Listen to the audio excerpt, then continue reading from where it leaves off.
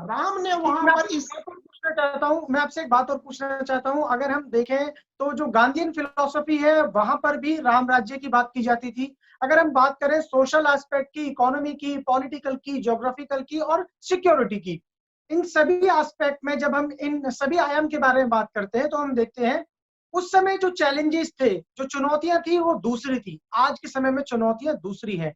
हम देख सकते हैं हमारे जो पॉपुलेशन है, जनसंख्या 138 करोड़ तक पहुंच गई है, जो कि अपने आप में एक बहुत बड़ा चैलेंज है। अगर हम बात करें, अगर हम थेम्स रिवर की बात करें तो देखिए कितनी क्लीन, वर्ल्ड की क्लीनेस्ट रिवर है। और जहां पर हम अपनी रिवर को इतनी पूजा करते हैं, गंगा नदी, वो इतनी ज्यादा हमने उसको गंदा कर दिया है। तो जब तक लोगों का इसमें रिस्पॉन्स नहीं आएगा, जब तक हम चीजों को समझने की कोशिश नहीं करेंगे और आज से तालमेल, आज की चुनौतियों से तालमेल नहीं करेंगे, तो राम राज्य स्थापित कैसे होगा? क्या ये सिर्फ एक व्यक्ति, एक सरकार कर सकती है, या एक राज्य को ही करना है कि यूपी में राम राज्य आएगा? ये पूरे भारत में, और अगर हम कहें वसुधैव कुटुंबकम का अगर हम नियम देखें तो पूरी दुनिया में।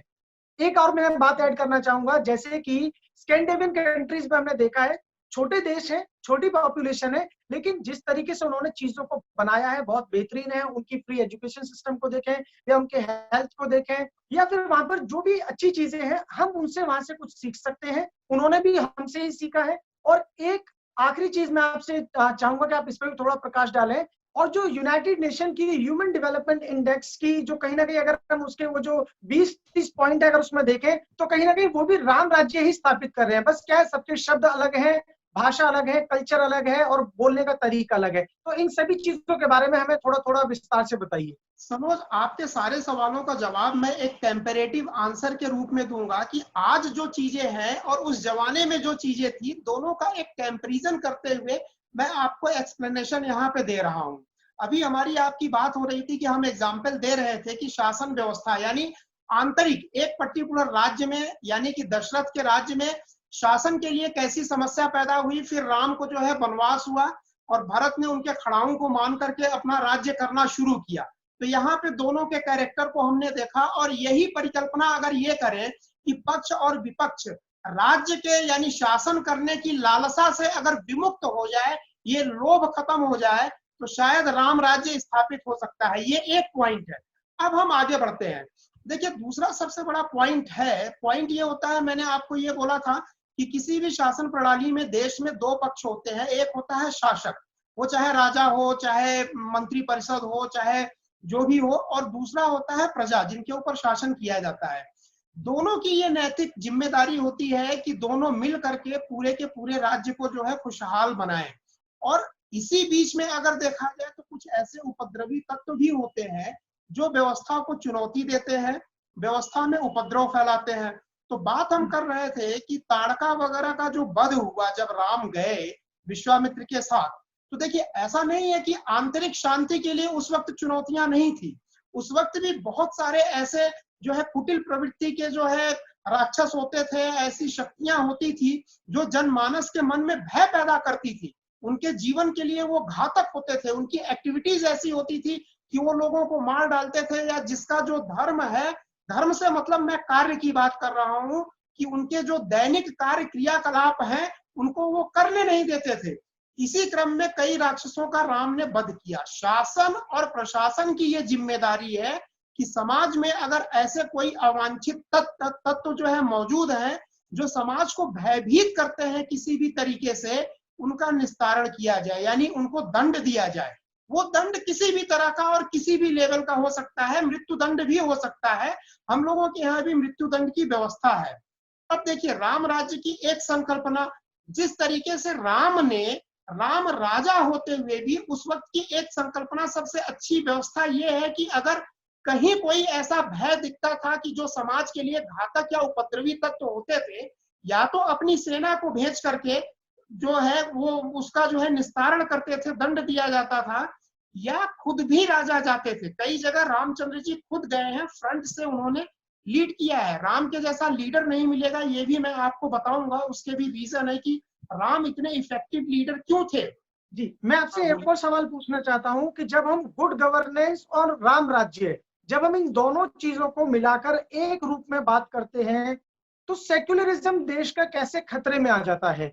कुछ जो राजनीतिक लोग हैं उनको क्यों मिर्च लगती है इस बात से कि अपने गुड गवर्नेंस को भारत में राम राज्य का नाम आप क्यों देना चाहते हैं, और इससे आप जो यहाँ पर एक नई तरीके का एजेंडा चलाने की कोशिश कर रहे हैं, तो क्या ऐसा है कि इसको एक हिंदू राष्ट्र बनाने के लिए जो लोगों को लगता है कि खतरा हो जाएगा अगर राम राज्य आ जाएगा, तो हिंदुस्तान, भारत, इंडिया एक हिंदू राष्ट्र बन जाएगा, तो क्या इसी वजह से लोगों को लगता है कि सेकुलरिज्म के लिए राम राज्य एक बहुत बड़ा खतरा है? सनोज देखिए, आपने जो एक टर्म यूज किया गुड गवर्नेंस, बात यहाँ गवर्नेंस की हो रही है, गुड है कि एक्सेलेंट। अगर आज की डेट में हम गुड गवर्नेंस की परिकल्पना कर रहे हैं तो गुड बेटर बेस्ट, तो उस जमाने में जो गवर्नेंस थी वो बेस्ट थी, यानी जो बेस्ट पॉसिबल गवर्नेंस हो सकती है वो गवर्नेंस वहां पे थी। तो गुड गवर्नेंस तो बहुत कमजोर है। राम राज्य की जो गवर्नेंस थी उसके कंपैरिजन में आज किसी भी देश की व्यवस्था जो गुड गवर्नेंस है, कितनी भी बेटर क्यों ना हो, लेकिन वो राम राज्य के गवर्नेंस से ज्यादा बेटर नहीं है। मैं एग्जाम्पल आपको दूंगा, आगे चल के अपने बात में ये चीजें सिद्ध हो जाएंगी। आपका जो दूसरा सवाल है, लोग बोलते हैं सेक्युलरिज्म को खतरा हो जाएगा। देखिए, मान लीजिए हम भारत भूमि की बात करें, 120 करोड़ जनसंख्या की बात करें, तो सवाल ये नहीं है कि आपके यहाँ शासन व्यवस्था क्या हो, आपके यहाँ प्रजातंत्र हो, आपके यहाँ लोकतंत्र हो, आपके यहाँ राजतंत्र हो, आपके यहाँ डिक्टेटरशिप हो, कुछ भी हो।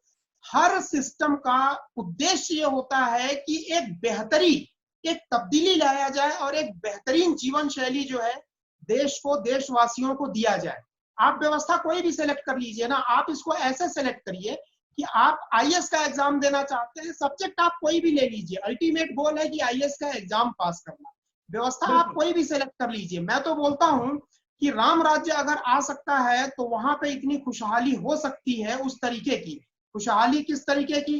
राम राज्य में दैहिक, दैविक, भौतिक तापा, यानी दैहिक, शारीरिक, दैविक यानी आपदा, जो दैवीय आपदाएं होती हैं, भूस्खलन हो गया, बाढ़ हो गया, और भौतिक, भौतिक मतलब मैटेरियलिस्टिक, रुपए पैसे की कमी, खाने पीने की कमी, ये तीनों तरह के संताप यानी दुख नहीं थे। आप कोई भी व्यवस्था अपना लीजिए, 120 करोड़ की जनसंख्या को इन तीनों दुखों से आप मुक्ति दिला दीजिए। टाइम पे इलाज मिले, भरपेट भोजन मिले, किसी को नौकरी की या इनकम की इतनी दिक्कत ना हो। आप देखिए सड़कों पे, पूरे विश्व की मैं बात कर रहा हूँ, भिखारी घूमते रहते हैं, बिना इलाज के कितने लोग मर जाते हैं। तो संकल्पना ये है कि शासन और प्रशासन में कैसा संबंध हो, सुचारू रूप से कैसे चले कि एक बेहतरीन जिंदगी जो है 120 करोड़ की जनसंख्या को दिया जा सके। वो चाहे लोकतंत्र से हो, चाहे राजतंत्र से आप उसको लेकर के आइए, या सिस्टम कोई भी हो, मुद्दा वो नहीं है। सवाल ये है कि राम राज्य से बेहतरीन अगर आपको कोई चीज दिखती है, कोई शासन व्यवस्था दिखती है, तो आप या जितने भी पत्रकार हैं जो इस चीज को कपोल कल्पना बोलते हैं वो बताएं। अब हम बात कर रहे थे, हम दूसरे टॉपिक पे आते थे, हमने राजनीतिक चुनौतियों की हम बात कर रहे थे। आप ये देखिए कि ये राजनीतिक, ये यहाँ पे राजनीतिक चुनौतियां हुई, उसके बाद हम बात कर रहे थे कि आंतरिक चुनौतियां, उपद्रवी तत्व तो वहां पे होते थे जिसका राम ने वध किया। अब आप और आगे चलिए, जब रामचंद्र जी, एक घटना मैं आपको बताता हूं, और राम राज्य की संकल्पना के बारे में आप एक दोहा पढ़ लीजिए, सब नर करहि परस्पर प्रीति, चलहि स्वधर्म निरत श्रुत नीति। यानी वहां पे व्यवस्था इतनी थी, लोग इतने संतुष्ट थे, किसी को किसी से लड़ाई झगड़ा बैर नहीं था। आज ये जो हत्याएं हो रही हैं, लूटपाट हो रही है, ये क्यों हो रहा है? बैर और वैमनस्य के कारण। ये आदर्श स्थिति तब आती है जब आपकी शासन प्रणाली में सभी संतुष्ट हो और हर तरीके से संतुष्ट हो। मैंने आपको बोला, आर्थिक रूप से भी संतुष्ट हो लोग, जितने भी संतोष के, जो आपने अभी ये बोला कि ग्लोबल इंडेक्स जितने हैं डेवलपमेंट के, हर उन पैरामीटर्स पे जब आदमी सेटिस्फाइड रहता है तो ऐसे एक आदर्श समाज की स्थापना की जाती है। अब हम आगे बढ़ते हैं कि उस वक्त की राजनीतिक चुनौतियां और आर्थिक चुनौतियां क्या थी।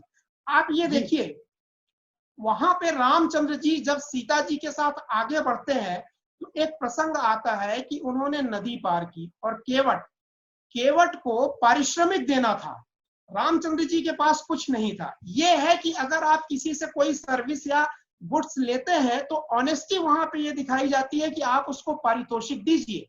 तो रामचंद्र जी ने माता सीता का जो चूड़ामणि था, चूड़ामणि मतलब बाल के पीछे जो सोने का, उन्होंने एक बाल को बांधने के लिए सोने का वो था, उसको लगाया था, वो उतार करके जो है उसको वहां पे उसको पारिश्रमिक दिया। उसने लेने से मना कर दिया, लेकिन राजा ने अपना कर्तव्य निभाते हुए उसको पारिश्रमिक दिया। आज देखिए मिनिमम वेजेस एक्ट वगैरह इतनी शिकायतें आती हैं कि मजदूरों को टाइम पे मजदूरी नहीं मिल रही है या और कोई फैसिलिटी नहीं मिल रही है। तो एक आदर्श समाज और शासन व्यवस्था की ये परिकल्पना ही है, जहां पे स्वयं राजा आगे आकर के लीडरशिप स्टाइल को दिखाते हुए ये चीजें कर रहा है, न्याय कर रहा है, चाहे वो कितना भी छोटा आदमी क्यों ना हो, उसके पारितोषिक को, उसके पारिश्रमिक को दे रहा है। अब राजनीतिक चुनौतियां देखिए, इंटरनल जो चुनौतियां थी हमने बात कर ली, एक्सटर्नल चुनौतियों को आप देखिए। जब रामचंद्र जी आगे बढ़ते हैं तो पहली जो उनको राजनीतिक चुनौती आई, जंगल में उन्होंने और भी उत्पात मचाने वाले राक्षसों का वध किया। नासिक में पर्ण कुटीर वगैरह में शूर्पणखा वगैरह की नाक काटी, खरदूषण का वध किया। यानी आतताइयों का, असामाजिक तत्वों का जो समाज में भय पैदा करते थे, दूसरों को परेशान करते थे, या उस जमाने के गुंडा टाइप के लोग थे, गैंगस्टर्स थे, उनको राम ने खत्म किया। तो ये समाज में शांति स्थापना और इन सब चीजों का असर पड़ेगा। राम राज्य ऐसे नहीं आता है। राम की यात्रा जब शुरू होती है तो हर कदम पे राम जितने भी कांटे होते हैं समाज के ग्रोथ के लिए, समाज को सुखी बनाने के लिए, जितने भी तरीके के हर्डल्स होते हैं सबको दूर करते जा रहे हैं, और वो जरूरी है। अगर राम ऐसा नहीं करते तो लोगों को विश्वास नहीं होता कि ये राजा जो है, हमारे राजा पराक्रमी है, बलशाली है, तो जो असामाजिक तत्व हैं वो शांत नहीं होते। तो बहुत से राक्षसों का वध किया। वध करने के बाद जब बाली और सुग्रीव का प्रकरण आता है तो यहाँ पे दूसरे राज्य के साथ उनकी चुनौती आई। जब बाली को भगवान राम ने मारा तो बाली ने एक सवाल पूछा था। बाली ने सवाल ये पूछा था कि आप तो अयोध्या के राजकुमार हो, मैं दूसरे देश का राजा हूं, आप बोलते हो आपने न्याय किया, ठीक है, तो आपको न्याय करने का अधिकार दूसरे के राज्य में किसने दिया? ये एक बहुत सुंदर प्रकरण है, इसके अर्थ को समझने की जरूरत है। राम ने वहां पे दो एक्सप्लेनेशंस दिए थे। पहला एक्सप्लेनेशन तो उनके अपने खानदान से ही था। उन्होंने बाली को बताया कि जब इस धरती का अभ्युदय हुआ था, जब सारे प्राणी वगैरह बने थे, तो उसी वक्त यह घोषित किया गया था और विशेषाधिकार दिया गया था कि समस्त धरती पे जितने भी जीव जगत ये हैं, जितने भी राजा हैं, इन सब के अनंतिम राजा, यानी कि अल्टीमेट जो है, अगर देखेंगे किंग देखेंगे तो वो इक्ष्वाकु वंश यानी भगवान राम का जो था, रघुकुल था, उन्हीं के जो है पूर्वज ये रहेंगे। भगवान राम के पूर्वजों में हरिश्चंद्र वगैरह थे, भागीरथ वगैरह थे, उनकी आप वंशावली देखिए तो बहुत महान महान राजा हुए थे। यह एक दूसरी बात है कि भगवान राम ने अपनी संकल्पना, अपने राज्य की संकल्पना केवल अयोध्या तक जो है परिसीमित करके रखी थी एक्टिव वे में, लेकिन अल्टीमेटली देखा जाए तो उनका ये अधिकार था कि इस धरती पे जितने भी राजा हैं, जितने भी प्राणी हैं, वो सबके अल्टीमेट राजा है। और कहीं पे भी अगर उपद्रव होता है, अन्याय होता है, प्रजा दुखी होती है, तो वो वहां पे अपना इंटरफियर कर सकते हैं। आप इसको ऐसे देखिए जैसे कॉमनवेल्थ आज की डेट में भी एक्टिव है, ठीक है। एक जमाने में ब्रिटिश का राज 100 से ज्यादा देशों में होता था, तो ब्रिटेन हस्तक्षेप करता था। अभी भी कहीं ना कहीं कॉमनवेल्थ देशों में ब्रिटेन का हस्तक्षेप होता है, शासन प्रशासन में या किसी भी चीज में। तो एक्टिव और इनएक्टिव वे में, इनडायरेक्ट वे में भगवान राम या उनके जो वंशज थे, इक्ष्वाकु वंश, वो पूरी धरती के राजा थे और सारे राजा उनके अधीन हुआ करते थे। पहला कारण उन्होंने ये दिया कि आपको दंड देने का, क्यों जो है, किस कारण से हमने जो है भगवान राम ने बाली को मारा। फिर उसके बाद न्याय की अगर व्याख्या हुई वहां पे, तो देखिए न्याय की व्याख्या, न्याय की स्थापना के लिए वहां पे भगवान राम ने ये बोला कि न्याय और धर्म की बातें उन लोगों से की जाती है जो धर्म के रास्ते पर चलते हैं। अगर बाली तुम धर्म के रास्ते पे चल रहे होते तो ऐसा कुकर्म नहीं करते। तुम धर्म के रास्ते पे नहीं चल रहे हो, इसलिए तुम्हारे साथ धर्मोचित व्यवहार नहीं किया जा सकता है। यही चीज आप देखिए, हमारे बहुत सारे पुलिसिंग डिपार्टमेंट जो है उनका उद्घोष वाक्य भी यही है, ठीक है, कि साधुओं की सुरक्षा करना, सज्जनों की सुरक्षा करना। तो संकल्पना तो वहीं से ली गई है। आप ये देखिए, किसी भी स्टेट की पुलिस देखिए, उनकी संकल्पना, उनका जो उद्घोष वाक्य है, आप महाराष्ट्र का देखिए, आप यूपी के पुलिस का देखिए, कॉन्सेप्ट एक ही है कि साधुओं की, सज्जनों की सुरक्षा करना और दुष्ट जन जो भी हैं, जो आतताई हैं, गुंडा प्रवृत्ति के लोग हैं, उनको जो है उनको दंडित करना। ये गवर्नमेंट का, आज के शासन व्यवस्था का जो है ये प्रतिरूप है, यानी कि संकल्पना देखिए वहीं से है, जो राम ने कहा था आधारभूत संकल्पना आज भी वहीं पर है, और लगभग सभी देशों की संकल्पना यही है जो राम राज्य की संकल्पना हम कर रहे थे। देखिए मैं आपको ये बता रहा था सनोज कि राम के सामने ऐसी राजनीतिक चुनौतियां आई, जब रावण के साथ उनका सामना करना था तो रावण का जो राज्य था एक बहुत शक्तिशाली राज्य था, वहां पे भी मैंने बात की राम की लीडरशिप स्टाइल की। राम की लीडरशिप स्टाइल ऐसी थी कि उनसे जो मिला वो उनके साथ जुड़ गया और उनकी टीम को कभी छोड़ के नहीं गया। आप आज की डेट में देखिए कि नेता विधायक लोग हमेशा टीम बदलते रहते हैं, उनको मंत्री पद मिल जाए तो वो तुरंत अपना जो है टीम बदल करके, अपनी पार्टी बदल करके दूसरी जगह चले जाते हैं। तो ये एक लीडरशिप स्टाइल होती है, अगर आपके पास कैरिज्मेटिक लीडरशिप है तो लोग आपके साथ जुड़े रहते हैं। राम ने राजनीतिक और युद्ध के रूप में भी रावण का वध करके वहां पर भी विजय प्राप्त की। और सबसे खास बात है, जो प्रभावित करने वाली बात है, राम जब वापस लौट रहे थे, राम चाहते, भारत की एक मर्यादा है कि कभी भी दूसरे देश के ऊपर अटैक हमने नहीं किया, ये संकल्पना भी वहीं से है। राम या और कोई दूसरा राजा होता तो वो लूट लेता, सोने की लंका थी, लेकिन एक भी सैनिक, राम के टीम का एक भी सदस्य शायद 1 ग्राम सोना वहां से लेकर के वापस नहीं आया, एक चीज भी लंका की वहां पे उन्होंने नहीं ली, और विभीषण को जो प्रॉमिस किया था वहां का राजा बना करके वो अपने देश वापस चले आए। अब सवाल ये उठता है कि ऐसा क्यों हुआ? राम ने जितने काम किए उससे ये सिद्ध हुआ कि वो एक कुशल शासक है, एक प्रशासक, बहुत अच्छे प्रशासक है। जहां जहां उन्होंने अपनी ताकत दिखाई, जहां जरूरत थी वहां उन्होंने अपनी ताकत, अपने बल, शौर्य और पराक्रम का प्रदर्शन किया। इससे जो बुरे व्यक्तित्व के लोग थे उनके अंदर एक भय पैदा हुआ। जब बुरे लोगों के अंदर भय पैदा होता है तो वो दुष्ट कर्मों में लिप्त नहीं होते हैं, समाज में शांति आती है।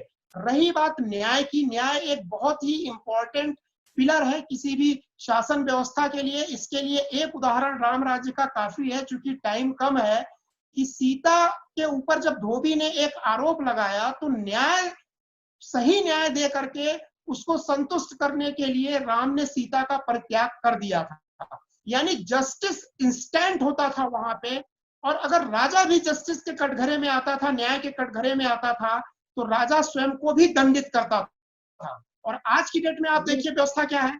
जी के मिश्रा जी, आपका बहुत बहुत धन्यवाद। आपने बड़ी बखूबी हमें जवाब दी और आपने बताया कि राम राज्य तब कैसा था, आज राम राज्य अगर हम स्थापित करना चाहते हैं तो हमें क्या क्या जो स्टैंडर्ड्स हैं उनको मेंटेन करना होगा, अपने लोगों को क्या फैसिलिटीज देनी होंगी, देश को किस तरीके से आगे ले जाना होगा, किन चीजों पर काम करना है, चाहे वो एजुकेशन हो या वो हेल्थ हो या वो दूसरे जो भी सेक्टर हो। आपका बहुत बहुत धन्यवाद। और आप इसी तरीके से हमारे कार्यक्रम पर्दे के पीछे में आते रहिए और हमारे जितने भी दर्शक हैं उनको ऐसे ही उनको बताते रहिए कि जो इम्पोर्टेंट टॉपिक है, जो सभी को जानने के लिए जरूरी है, वो सिर्फ एक शब्द के रूप में ना देखा जाए या उसको किसी सेकुलरिज्म के चश्मे से ना देखा जाए, और उसका एक बहुत ही बड़ा असर होने वाला है आने वाले समय में। AK मिश्रा जी, बहुत बहुत धन्यवाद आपका। थैंक यू सनोज, आपका भी और आपके सारे दर्शकों का भी। Thanks for watching NBTV। मैं आपके लिए फिर लेकर आऊंगा पर्दे के पीछे एक हमारे बेबाक एनालिस्ट हैं AK मिश्रा जी, उनके साथ में आपसे फिर जल्दी मिलूंगा। तब तक के लिए नमस्कार।